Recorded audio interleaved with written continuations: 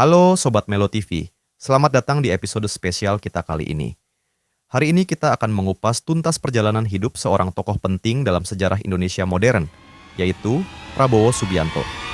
Mari kita telusuri bersama jalan terjal sang jenderal yang penuh dengan liku, tantangan, dan dedikasi.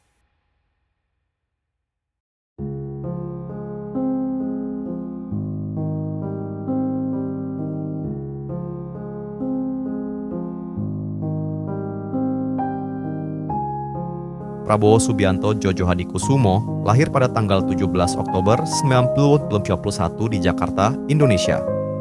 Ia adalah anak ketiga dari 4 bersaudara dari pasangan Soemitro Djojo Hadikusumo, seorang ekonom terkemuka Indonesia, dan Dora Sigar, yang berasal dari keluarga bangsawan Sulawesi Utara. Prabowo tumbuh dalam lingkungan keluarga yang penuh dengan nilai-nilai nasionalisme dan patriotisme. Pendidikan Prabowo dimulai di Jakarta, namun karena pekerjaan ayahnya yang sering berpindah-pindah, ia juga sempat menempuh pendidikan di luar negeri. Prabowo bersekolah di American School di London dan Zurich International School di Swiss. Di sini, ia mendapatkan pendidikan yang membentuk karakter dan pengetahuannya tentang dunia internasional. Setelah menyelesaikan pendidikan menengahnya, Prabowo memilih untuk melanjutkan pendidikan di Akademi Militer Magelang pada tahun 1970. Keputusan ini sejalan dengan jejak keluarga besarnya yang banyak terjun di dunia militer. Prabowo lulus dari Akademi Militer dengan predikat terbaik pada tahun 1974. Karier militer Prabowo mulai menanjak ketika ia bergabung dengan Komando Pasukan Khusus, Kopassus. Disinilah Prabowo menunjukkan keberanian dan kemampuan strategisnya. Salah satu momen penting dalam karier militernya adalah ketika ia memimpin operasi pembebasan Sandera di Mapenduma, Papua, pada tahun 1996. Operasi ini menunjukkan keberaniannya dan kemampuan strategisnya yang mumpuni. Namun, perjalanan karier militernya tidak selalu mulus. Pada tahun 1968, Prabowo menghadapi tuduhan pelanggaran HAM terkait peristiwa penculikan aktivis pada masa reformasi.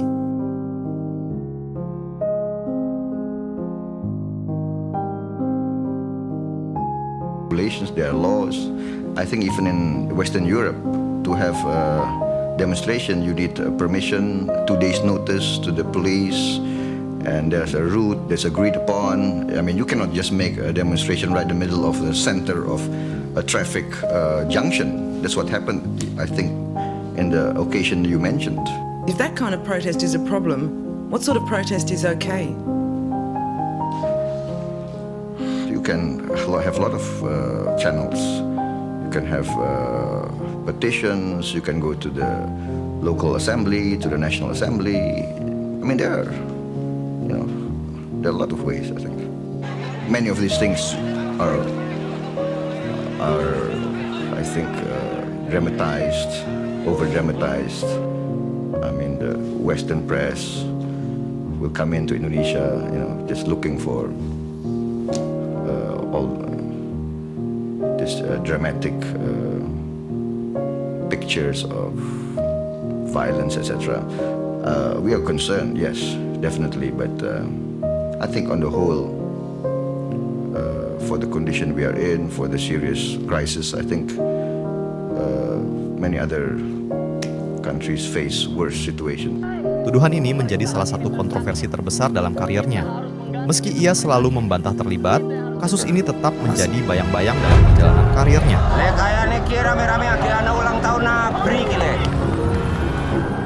Kalau sesuatu udah melenceng ya dibenerin lah, Mbak. Kalau ngomong kebenaran itu salah, lalu yang pantas untuk ngomong kebenaran itu siapa? Mulut kamu tuh ya kayak bukan anak sekolah.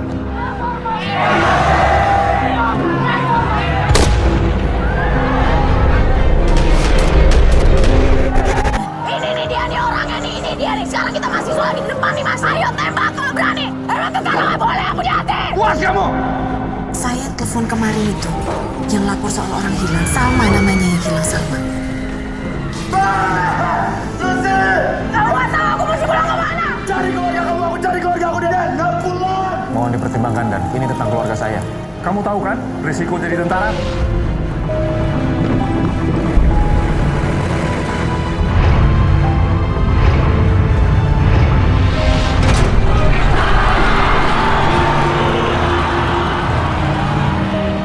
Pada tahun 1993, Prabowo menikahi Siti Hediati Haryadi yang akrab disapa Titiek Soeharto, putri Presiden Soeharto. Pernikahan ini tidak hanya memperkuat posisinya dalam lingkaran kekuasaan, tetapi juga memberikan warna baru dalam kehidupan pribadinya.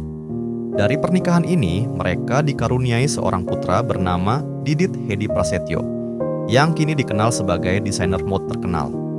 Namun, seperti banyak pasangan lainnya, pernikahan Prabowo dan Titiek tidak selalu berjalan mulus. Pada akhirnya, mereka memutuskan untuk berpisah.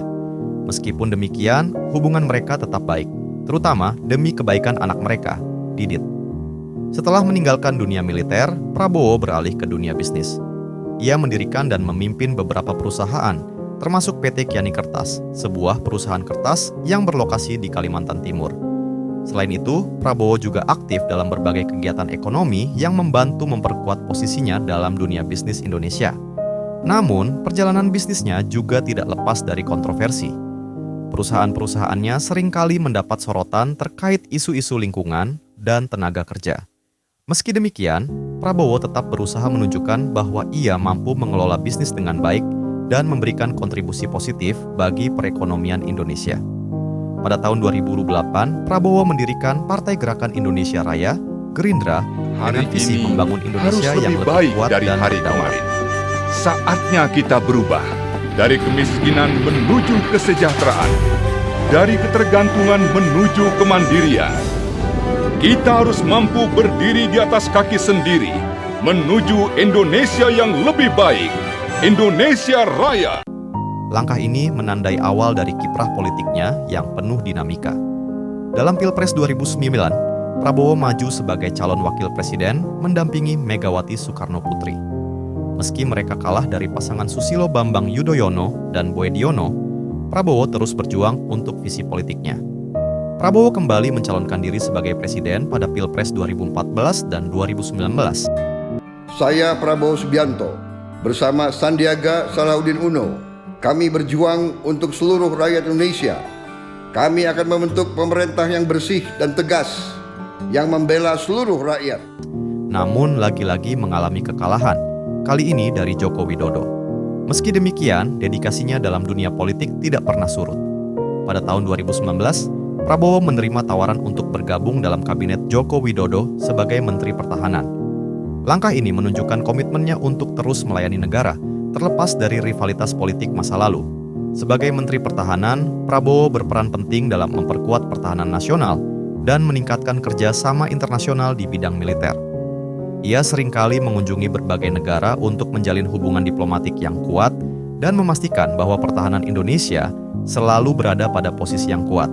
Selama perjalanan karirnya, Prabowo tidak luput dari kontroversi. Selain tuduhan pelanggaran HAM di masa lalu, kebijakan dan pandangannya di dunia politik juga seringkali menjadi sorotan. Kritik datang dari berbagai pihak, baik dari dalam negeri maupun luar negeri. Meski demikian, Prabowo tetap teguh pada prinsip-prinsip yang ia yakini dan terus berusaha menunjukkan bahwa ia adalah pemimpin yang berkomitmen pada kemajuan bangsa. Pendukung Prabowo melihatnya sebagai figur yang tegas dan memiliki visi jelas untuk masa depan Indonesia. Mereka percaya bahwa dengan ketegasan dan pengalamannya, Prabowo dapat membawa Indonesia ke arah yang lebih baik. Sementara itu, bagi para kritikus, Prabowo dianggap perlu lebih terbuka terhadap kritik dan lebih adaptif terhadap perubahan zaman. Terlepas dari segala kontroversi dan tantangan yang dihadapinya, Prabowo telah memberikan kontribusi signifikan bagi Indonesia. Baik melalui karier militernya maupun melalui kiprah politiknya, Prabowo menunjukkan dedikasi yang luar biasa. Sebagai Menteri Pertahanan, ia berperan penting dalam memperkuat pertahanan nasional dan meningkatkan kerjasama internasional di bidang militer. Warisan Prabowo bagi bangsa Indonesia adalah warisan tentang keberanian, dedikasi, dan keteguhan dalam menghadapi tantangan. Meski menghadapi berbagai rintangan, Prabowo terus berjuang untuk visi dan misinya bagi Indonesia. Jalan terjal yang ditempuhnya menunjukkan bahwa seorang pemimpin sejati adalah mereka yang tidak pernah menyerah, meski dalam keadaan paling sulit sekalipun. Perjalanan hidup Prabowo Subianto adalah kisah tentang tekad, keberanian, dan dedikasi yang luar biasa. Dari awal kehidupannya, melalui karir militernya, hingga kiprah politiknya, Prabowo menunjukkan bahwa dengan semangat dan komitmen yang kuat, seseorang dapat menghadapi segala tantangan dan memberikan kontribusi positif bagi bangsa dan negara. Terima kasih sudah menonton video ini. Jangan lupa untuk like, komen, dan subscribe channel Melo TV agar kamu tidak ketinggalan konten-konten seru berikutnya. Aktifkan juga lonceng notifikasi supaya kamu selalu update dengan video terbaru dari kami. Sampai jumpa di video selanjutnya. Stay tuned and stay mellow.